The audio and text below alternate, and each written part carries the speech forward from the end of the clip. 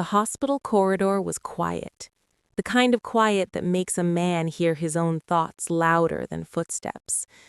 Machines beeped softly, nurses moved carefully, and somewhere, behind closed doors, life had just arrived. Cato stood alone, hands clasped tightly, his heart pounding with a hope he had carried for decades. All his life he had wanted one thing, not riches, not power, not praise. He wanted a son, a male child to carry his name, his pride, his shadow. When the nurse approached him with a smile, his chest lifted. When she spoke again, his world trembled. "Triplets," she said. 3 children at once. A miracle, many would call it. But before joy could fully form, the words followed him like thunder after lightning. 3 girls. The smile on his face froze, his breath caught, and the joy he expected refused to settle. 6 daughters already waited for him at home, born by the woman he had once called his wife. 6 times hope had risen, and 6 times it had fallen. And now life stood before him again, repeating itself without apology. Inside the maternity ward, Miriam lay on the hospital bed, weak, exhausted, but glowing with the quiet pride of a woman who had carried life and survived the pain. 3 tiny girls rested beside her, breathing softly, innocent and unaware of the storm their arrival had stirred. Miriam's eyes searched the room, not for gifts or praise, but for acceptance. She had done what nature allowed, what God designed, yet fear sat beside her joy. She knew the man she married. She knew his heart's hunger. Cato entered the room slowly, his eyes drawn to the bassinets. 3 faces, 3 fragile lives. Instead of wonder, conflict filled his chest. Instead of gratitude, disappointment whispered loudly.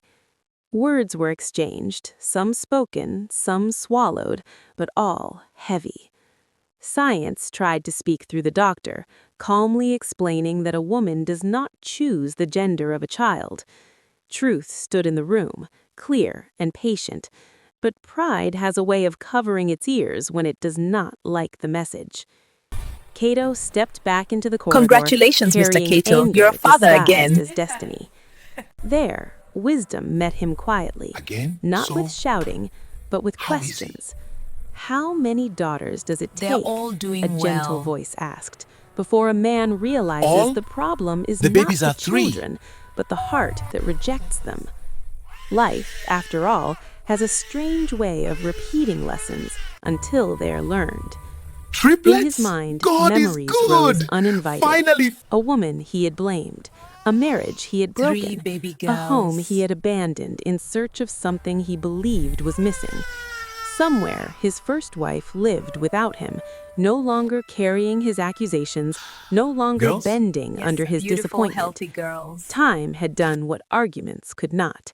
It had revealed the truth. I already have Back 6 in the daughters ward, at home. something Then today small makes 9. happened, something quiet, something powerful. One tiny hand reached out and wrapped itself around his finger. No judgment, no expectations, just trust. And in that moment, something shifted. The grip was weak, yet it shook him.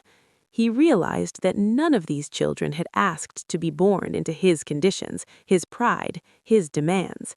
They had come simply to live, to love, to belong. For the first time, a question formed that frightened him more than disappointment ever had. What if legacy was not about sons carrying his name, but children carrying his values? What if strength was found not in gender, but in the ability to love without conditions? What if the lesson had never been about having a son, but about becoming a better man? 3 cries filled the room, rising together, then slowly calming as if life itself was speaking in unison, not in anger, not in mockery, but in patience. And the message was clear. If you keep rejecting what you are given, You may never deserve what you want. A child is not a failure, a woman is not a machine, and destiny is not controlled by pride.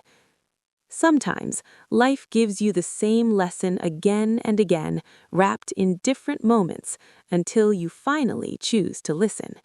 And sometimes, what you call disappointment is simply wisdom knocking, one last time.